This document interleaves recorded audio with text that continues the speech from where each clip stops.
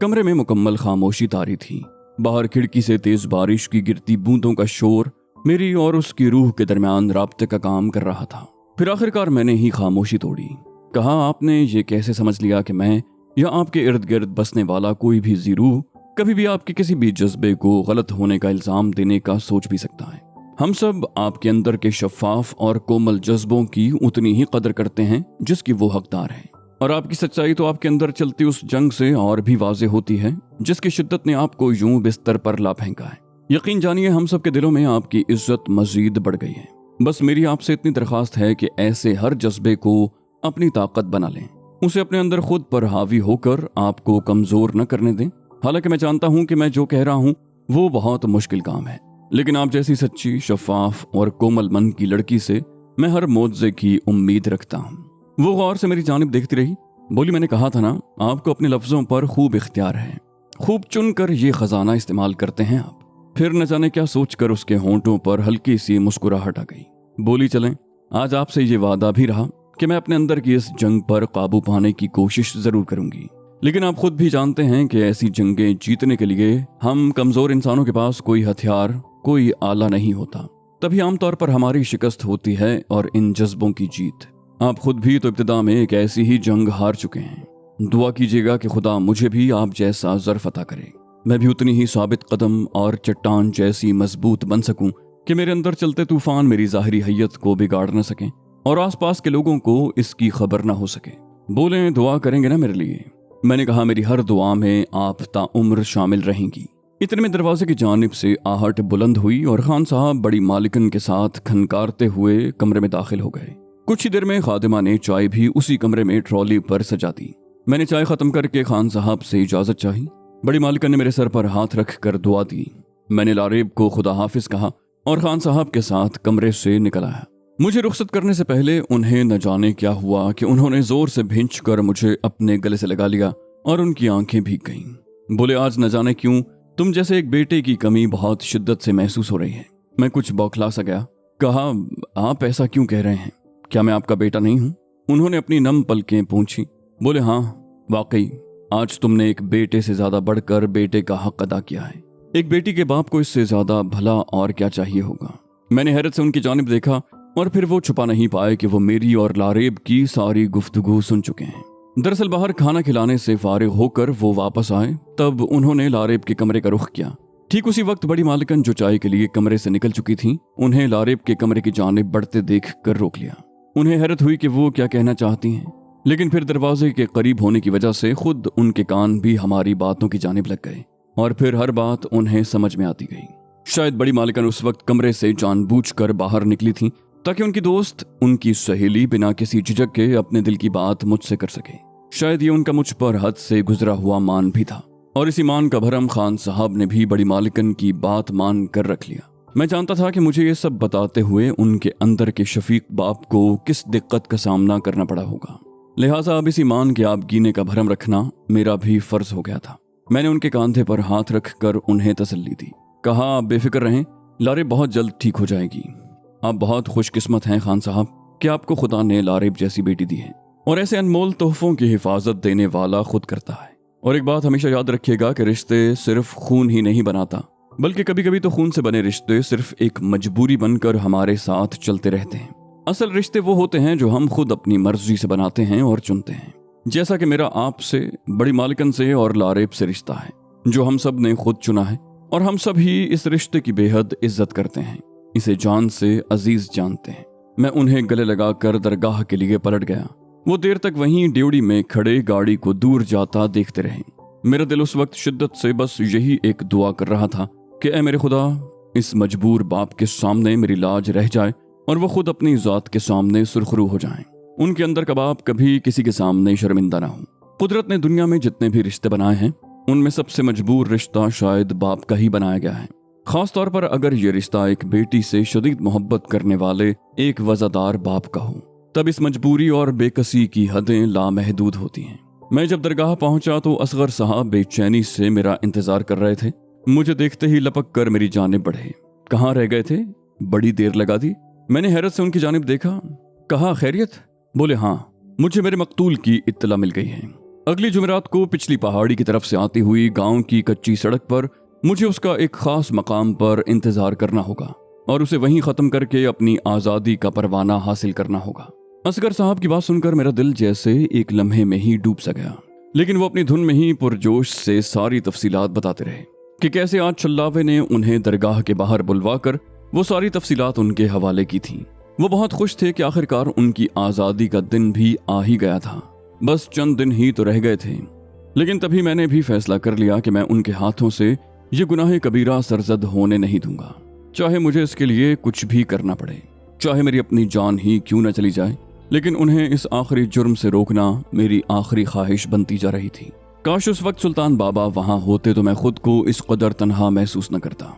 उस रात मैंने 2 खत लिखे, पहला ज़हरा और दूसरा अब्दुल्लाह के नाम, और सुबह होते ही दोनों खत नीचे गांव के पोस्ट मास्टर को मजीद पैसों और इस दरखास्त और ताकीद के साथ पकड़ाया कि इसे किसी भी तरह शाम से पहले किसी बड़े स्टेशन से फौरी डाक या कुरियर के हवाले करवा दें, क्योंकि अगली शाम तक इन खतूत का अपनी मंजिल तक पहुंचना बहुत जरूरी है। पोस्ट मास्टर ने मुझे इत्मीनान दिलाया कि वो इसी वक्त सुबह 9 बजे वाली गाड़ी से ये दोनों खत शहर भेज देंगे, जहां से इन्हें उनका कोई मातहत या दोस्त कुरियर कर देगा। मैंने पोस्ट ऑफिस से ही ज़हरा के घर फोन करने की कोशिश भी की, लेकिन 2 दिन से बरसती बारिश ने टेलीफोन की सभी लाइंस तहस नहस कर रखी थी। मैं अब सिर्फ ये दुआ ही कर सकता था कि मेरे दोनों खतूत वक्त पर अपनी मंजिल तक पहुंच जाएं। उस दिन भी बारिश ने रुकने का नाम नहीं लिया और शाम तक बादल अपना रोना रोते रहे। असर के बाद करमदीन और बशीरा आए। बड़ी मालिकन ने उनके हाथ खास अपने हाथ की बनी हुई माश की दाल की मिठाई और चने की दाल का हलवा नारियल की काशों में भरकर भेजा। असगर साहब अपनी मुस्कुराती और मानी खेज नजरों से मेरी जानिब देखते रहे। मैंने नजर बचाकर करमदीन का हाथ पकड़ा और उसे जरा दूर ले जाकर उससे उसकी छोटी मालिकन की तबीयत के बारे में पूछा। करमदीन फौरन ही उदास हो गया, बोला उनकी हालत कुछ ठीक नहीं है जी। शाम तक तबीयत कुछ संभली थी, फिर रात को दोबारा बुखार चढ़ गया। आप दुआ करें जी कि वो जल्द भली चंगी हो जाएं। हम सब तो उनकी हंसी और उनकी डांट पर ही जिंदा हैं। मैंने करमदीन के कांधे पर हाथ रखकर उसे तसल्ली दी, कहा फिक्र मत करो, जो लड़की इतने बहुत से लोगों की जिंदगी का बायस हो उसे कुछ नहीं हो सकता। बशीरा और करमदीन ज्यादा देर ठहरे नहीं और चल दिए। उनके जाने के बाद असगर साहब ने शरारती नजरों से मेरी जानिब देखा, बोले क्या बात है मियाँ, बड़ी आवभगत हो रही है, खुश नसीब हो। मैं भी उनकी इस शरारत पर मुस्कुरा पड़ा। वैसे भी उन्हें जब से अपनी आज़ादी की खबर मिली थी तब से वो बहुत खुश रहने लगे थे, सारा दिन कुछ न कुछ गुनगुनाते ही रहते। उन्होंने गौर से मेरी जानिब देखा, बोले कैसी है वो। गोया उन्हें खबर हो गई थी कि मैं करमदीन से क्या बात कर रहा था। मैंने कहा वो ठीक नहीं है, एक मन्नत मांगी है मैंने भी आपकी तरह, दुआ करें कि उसके लिए मांगी गई मेरी वो मन्नत भी कबूल हो जाए। और फिर खत भेजने के तीसरे दिन यानी बुध की सुपहर मेरी मन्नत कबूल हो ही गई। उस रोज आसमान सुबह से साफ हो चुका था और चमकती धूप में हर धुला मंजर जगमगा रहा था। इसी खीरा करती धूप की नरम किरणों के दरमियान दरगाह के अहाते में मेरी किस्मत का सूरज तब जगमगाया जब मैं थक कर मायूस होने को था। असगर साहब भी दरगाह के सहन में अंगूरों की बेल की जानिब चुगते परिंदों को दाना डाल रहे थे। पहले उन्हीं की नजर दरगाह के दरवाजे की जानिब उठी और फिर मैंने उनकी हैरान नजरों के ताक़ुब में देखा तो खुद भी सब कुछ भूल कर वहीं खड़े का खड़ा रह गया। हाँ, वो वही थी, अपनी उसी आबोताब के साथ, उसी शाहाना जलाल के साथ, उसी काले नकाब में, उसी तरह पानियों पर तैरती राजहंस की तरह चलकर आते हुए। हाँ, वो ज़हरा ही थी। मुझे देखकर उसकी आंखों में चमक और होंठों पर हल्की सी मुस्कुराहट उभर आई। मैंने खत लिखकर उसे बुला तो लिया था और मुझे यकीन भी था कि वो मेरी पुकार पर वहां हजारों मील का फासला तय करके पहुंचेगी भी जरूर, लेकिन उसके बावजूद भी मैं उसे यूं अपने सामने पाकर इस तरह गुमसुम खड़ा था जैसे अब भी वो कोई ख्वाब ही हो, मेरा सबसे हसीन ख्वाब। वो मेरे सामने आकर खड़ी हो गई, बोली ऐसे क्यों देख रहे हैं, आपने ही तो बुलाया था। मैंने कहा हाँ, लेकिन आप यहाँ तक पहुंच भी गई, मुझे इसका यकीन तो हो जाने दें। मेरी बात सुनकर उसकी आंखों में शरारत की लहर तैर गई। बोली आप कहें और हम ना आए, ऐसे तो हालात नहीं। फिर अचानक ही मुझे होश सा गया। कहा लेकिन आप यहाँ तक अकेले, मेरा मतलब है। बोली नहीं, मैं अकेली भला यहाँ तक कैसे पहुँचती, अम्मी और ड्राइवर नीचे गाड़ी में है। अम्मी के घुटने इतनी चढ़ाई के मुतहम्मिल नहीं हो सकते। मैं जल्दी से असगर साहब से इजाजत लेने के लिए उनकी जानिब बढ़ा। वो पहले ही से हैरान खड़े थे। बोले ये परी कौन है अब्दुल्ला मियाँ? मैंने कहा यही है मेरी मन्नत, मेरी दुआ। इसको मांगा था मैंने खुदा से लारेब का दर्द कम करने के लिए। ज़हरा की अम्मा नीचे मेरा इंतजार कर रही हैं, मैं उन्हें हवेली छोड़कर जल्द वापस आ जाऊंगा। वो यूं ही हैरत ज़दा खड़े रह गए। मैं ज़हरा को लिए नीचे पहुंचा तो उसकी अम्मी मेरा इंतजार कर रही थी। जाने उस लम्हे मुझे उन पर इतना प्यार क्यों आ गया कि मैं सलाम करते ही उनके गले लग गया। वो भी बिल्कुल मेरी अम्मी जैसी ही तो थी, अपनी औलाद के लिए हर वक्त हर मुश्किल में साथ देने के लिए तैयार, हर खुशी हर गम में उसके साथ और शरीक सफ़र। आज भी वो मेरी एक पुकार पर ज़हरा के साथ यहाँ इतनी दूर आ पहुंची थी। मैंने उनका शुक्रिया अदा करने की कोशिश की तो उन्होंने हल्के से मेरा सर थपथपा कर मुझे खामोश करवा दिया। उन्होंने मुझे बताया कि इस बार बाकायदा ज़हरा के अब्बा से इजाज़त लेकर उसे यहाँ तक लाई हैं। वो खुद भी मुझसे मिलने के लिए यहाँ आना चाहते थे, लेकिन डॉक्टर ने उनकी बीमारी की वजह से उन्हें कार के इतने लंबे सफ़र से मना कर रखा था। अलबत्ता उन्होंने अपनी दुआओं के साथ अपने खुसूसी मुहाफिज और ड्राइवर के साथ ज़हरा और अम्मी को भिजवाया था। मैं जब ज़हरा की गाड़ी में हवेली पहुंचा तो खान साहब और बड़ी मालिकन इतनी दूर से आए खास मेहमानों को अपने दरमियान पाकर निहाल ही तो हो गए। वो सब गायबाना तौर पर ज़हरा को पहले ही से जानते थे और उसे यूं अचानक अपने दरमियान पाकर उनकी खुशी का कोई ठिकाना नहीं था। मैंने खत लिख कर ज़हरा को लारेब के बारे में सभी कुछ बता दिया था और ये भी कि उस मासूम लड़की की मसीहाई के लिए मुझे उसकी शदीद ज़रूरत है। मेरी अपनी एक गरज भी इस दरखास्त में पिन्हा थी।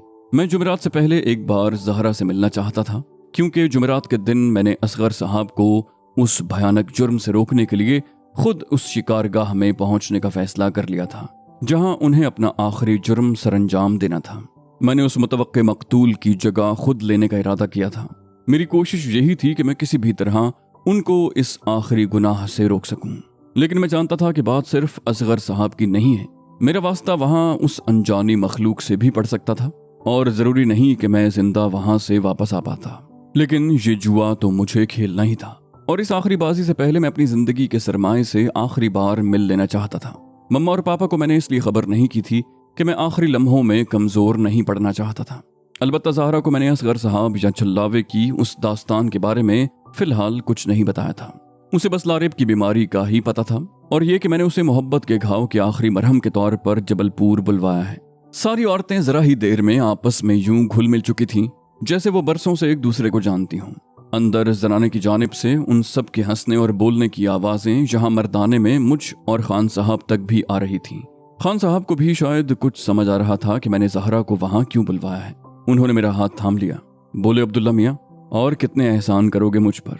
उस दिन तुमने कहा था ना कि मैं बहुत खुश नसीब हूँ कि लारेब जैसा हीरा मेरे पास है, तो आज मैं तुम्हें बताता हूँ कि इस रूए ज़मीन पर तुमसे ज़्यादा खुश नसीब और कोई नहीं, जिसके पास बैक वक्त इतने अनमोल रिश्ते मौजूद हैं और उनमें ज़हरा जैसा नगीना भी शामिल है। मैंने दरगाह वापसी से पहले ज़हरा को कुछ देर के लिए अंदर ड्यूटी में बुलवाया था ताकि उसे ये बता सकूं कि शायद मैं शाम को हवेली न आ सकूं, क्योंकि मुझे दरगाह के चंद ज़रूरी काम निपटाने हैं। वो कुछ ही देर में वहां आ गई। वो अभी तक शरारत के मूड में थी। बोली, क्यों भाई साहिर साहब, और कहाँ कहाँ अपना सहर बखेरा है आपने? मैं तो ये समझी थी कि आप सुल्तान बाबा का हाथ बटाते होंगे, लेकिन यहाँ तो माजरा ही कुछ और है। मैं मुस्कुरा दिया, कहा, ये मेरा सहर नहीं, बस आपसे हुई एक मुलाकात का असर है। मैंने जल्दी जल्दी उसे सारी बात समझा दी। ज़हरा गौर से मेरी बात सुनती रही। बोली, आप बेफिक्र रहें, मैं अपनी पूरी कोशिश करूंगी कि आपके मुझ पर किए हुए एतमाद का भरम रख सकूं। मैं मुस्कुरा कर जाने के लिए पलटा तो उसने मुझे पीछे से आवाज दी। बोली, साहिर।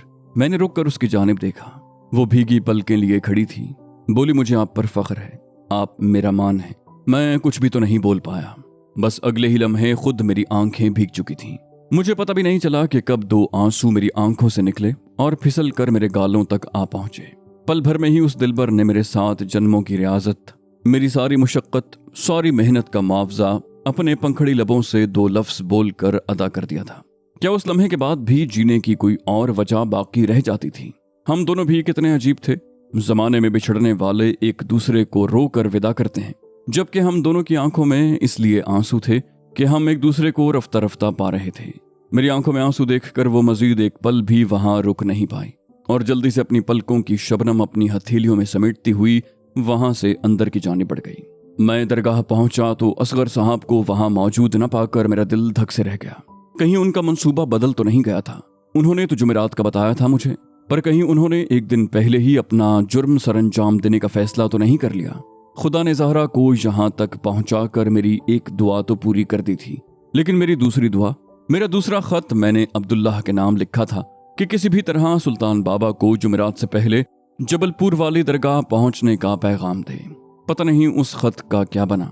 मैं कुछ देर वहीं दरगाह में असगर साहब का इंतजार करता रहा, लेकिन फिर बेचैन होकर दरगाह से बाहर निकल आया। मुझे असगर साहब ने पिछले पहाड़ की उस पगडंडी का बताया था, जहां बनी हुई एक टूटी फूटी मतरूका सी एक इमारत के खंडर अब भी मौजूद थे, जो शायद किसी जमाने में कोई मुसाफिर खाना या सस्ताने के लिए कोई क़यामगाह रही होगी। असगर साहब ने इसी खंडर में वो खून करना था। मैं बेकरारी में उस मुसाफिर खाने के खंडर की जानिब ही चल पड़ा। हालांकि मैं जानता था कि वो खंडर यहाँ से तकरीबन 3 घंटे की मुसाफत पर है और शाम का अंधेरा इतनी तेजी से फैल रहा था कि रात होने से पहले मेरा वहां पहुंचना नामुमकिन था। लेकिन मेरे अंदर की बेकरारी मेरे कदम बढ़ाई जा रही थी। फिर अचानक 2 कोस के फासले पर पहुंचते ही एक मोड़ पर मुझे असगर साहब का दूर घाटी में हयूला सा दिखाई दिया।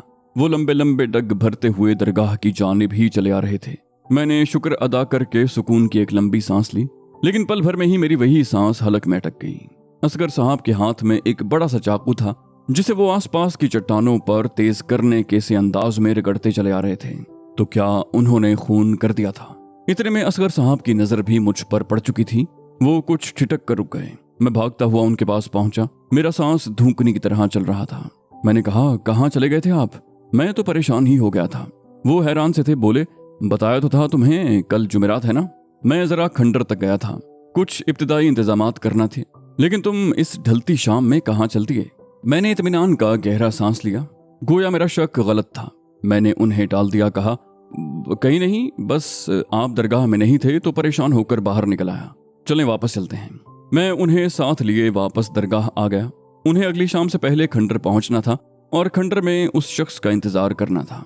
इस लिहाज से मुझे उनसे भी पहले दरगाह से निकलकर उस खंडर वाले रास्ते पर किसी ऐसी जगह मोर्चा लगाना था जहां से उस आने वाले शख्स पर भी निगाह रख सकता और उसे वहां से पलटाकर मुझे खुद खंडर भी पहुंचना था।